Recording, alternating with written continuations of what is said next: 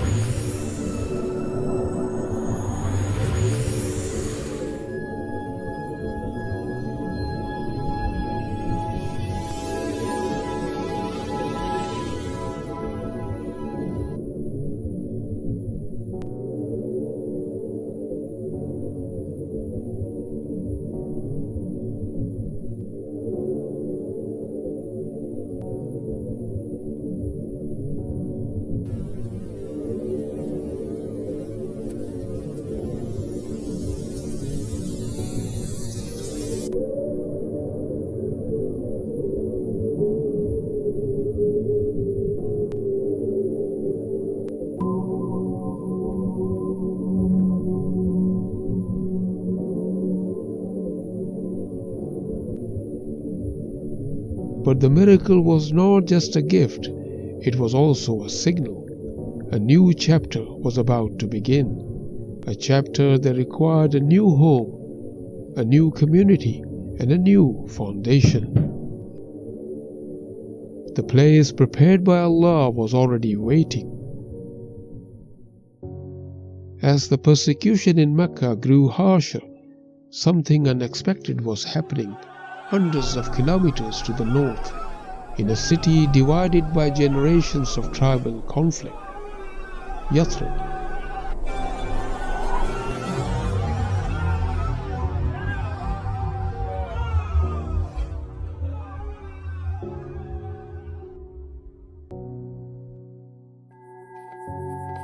Every year during Hajj season, the delegations from different regions visited Makkah. And in one of those Hajj seasons, a small group from the tribe of Khazraj crossed paths with the Prophet ﷺ at Mina.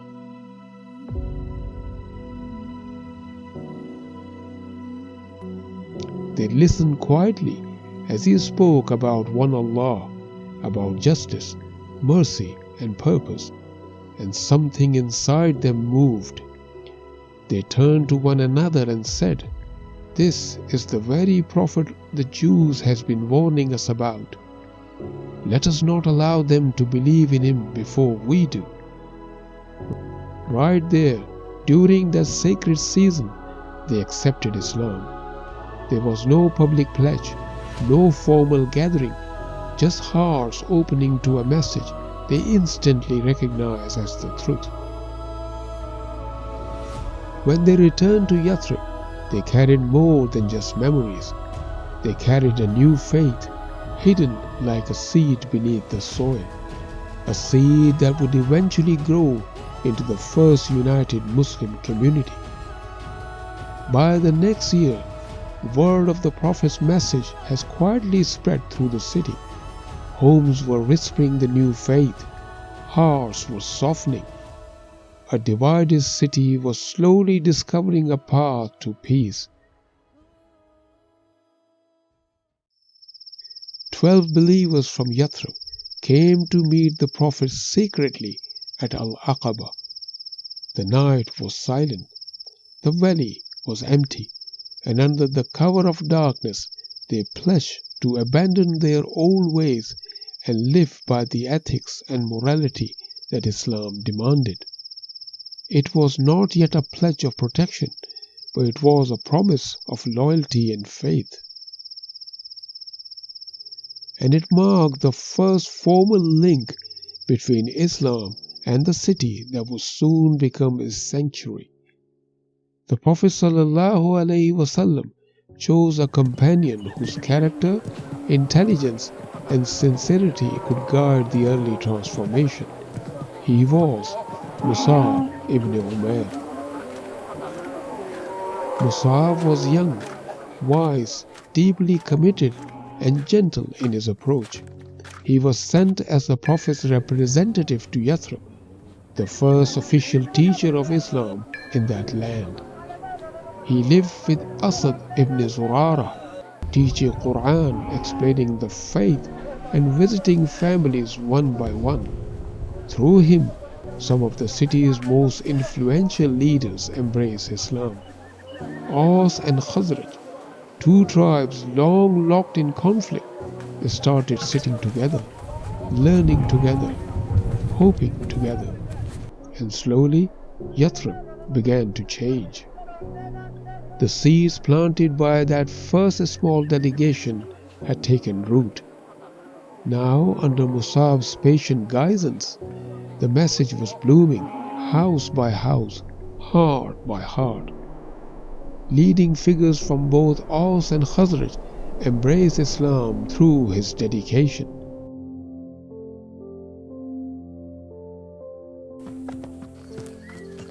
By the next year, the city was ready for something far greater, a pledge not just of belief, but of protection.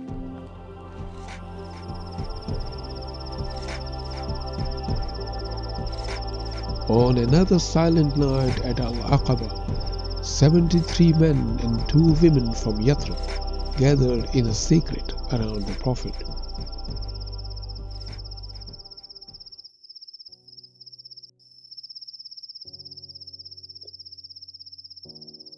This time the pledge was serious.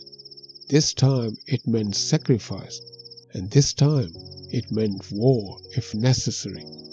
The promise to protect the prophets as they would protect their own families. They assured him that he could come to their city and find safety, loyalty, and a community willing to stand by him.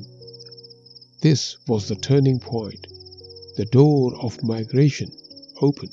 After that pledge, the Prophet allowed his companion to slip out of Mecca quietly in small groups. Some left in the night, some walked alone through the desert, some abandoned homes, wealth, and lifelong memories, carrying nothing except faith.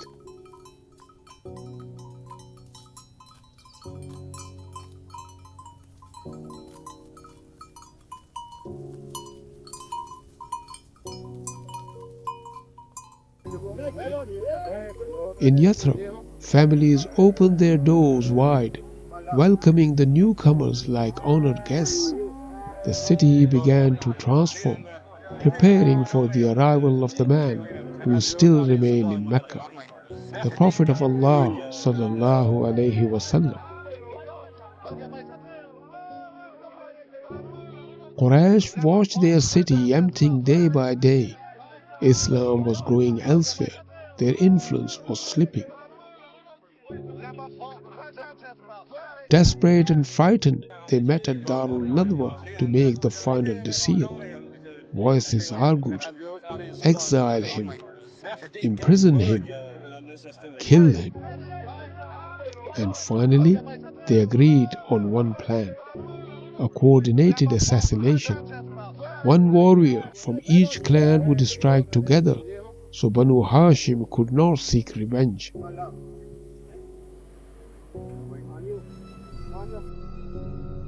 That night, armed men surrounded the Prophet's house, swords ready, voices whispering, the city asleep, unaware that the most important journey in history was about to begin.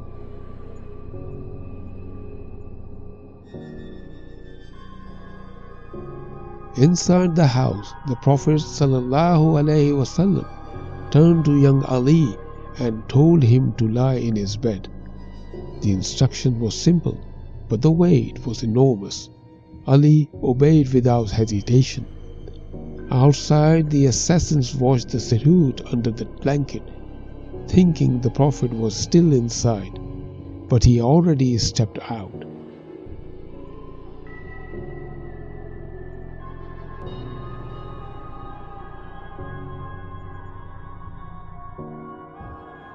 Reciting verses of Surah Yasin as he walked past men waiting to spill his blood. He left the city he loved, not because he feared death, but because the mission now needed a new beginning. Instead of taking the northern road to Yathrib, he and Abu Bakr went south toward the rugged mountains of Makkah. There, hidden among the rocks, lay the Cave of Thawr. Abu Bakr entered first, covering holes with his own cloth and with his own body. He felt the bite of pain from a creature inside, but he stayed still so the Prophet could rest. Meanwhile, Quraysh discovered the escape. A massive manhunt began. Footsteps approached the mountain. Voices grew louder. Someone climbed towards the cave entrance. Abu Bakr whispered, "If they look down, they would see us." The Prophet replied calmly, "Do not fear, Allah is with us." Then a web covered the cave entrance. Birds nested there. To the searchers, it looked untouched for months. They moved on.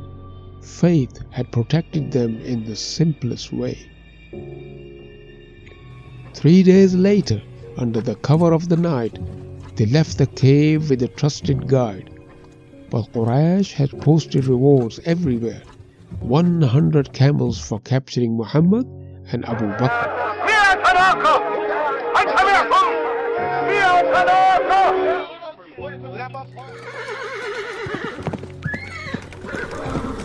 Suraqah ibn Malik rode out to claim the reward.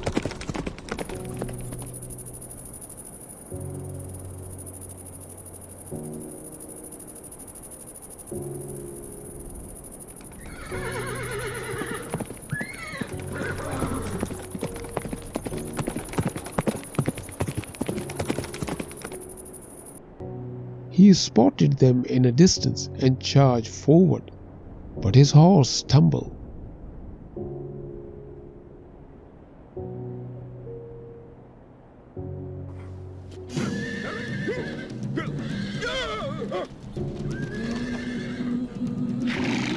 He tried again. The horse sank into the sand.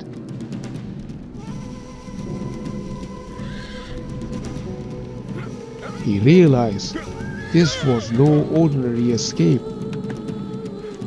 He approached trembling, asking for safety. The Prophet granted it, then told him something unimaginable.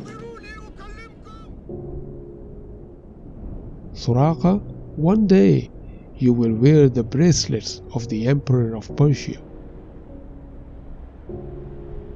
Kisra صاحب فارس. أمرني أن أخبرك وقد رآك مقبلا. Suraqah turned back, and every search party he met, he misled. I found nothing. There is no one on this road.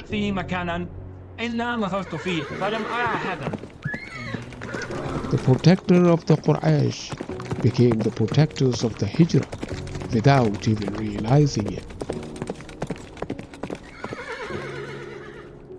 Days later, the Prophet reached the outskirts of Yathrib, a small village called Quba. The people had been waiting for days, scanning the horizons every morning. When they finally saw him, they rushed towards him with tears, joy and disbelief. The Messenger of Allah was here. He stayed in Quba for the short time and built the first masjid in Islam with his own hands. It was simple and humble, but it marked the beginning of a nation whose foundation was worship. On Friday, the Prophet mounted his camel and headed towards the city.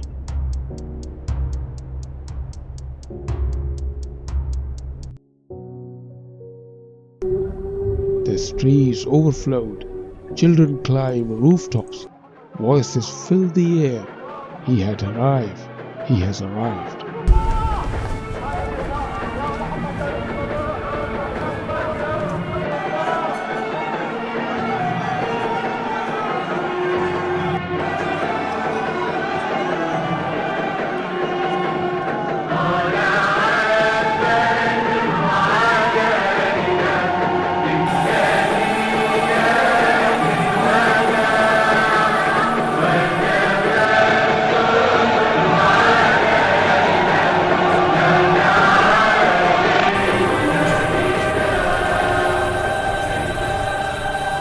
As he entered the city, families stepped forward, each begging to host him.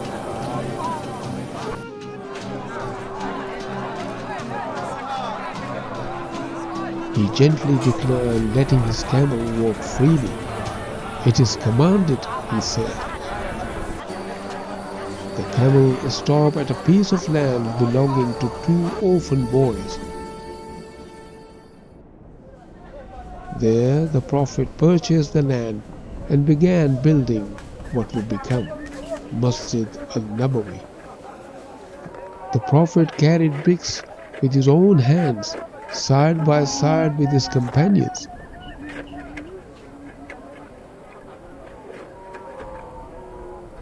The masjid became the center of everything, a place of prayer, a school, a court, a gathering place, a home for the homeless, and a heart of a new civilization. From this new center, Islam would spread with clarity, purpose, and unity, something the world have never seen before.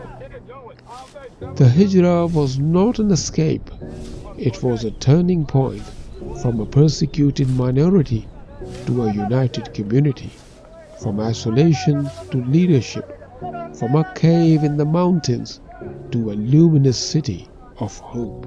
The Prophet did not just migrate to Medina, he built a new world there, a world shaped by faith, justice, mercy, and an unwavering trust in Allah. It was a beginning, the rise of a nation that would change history.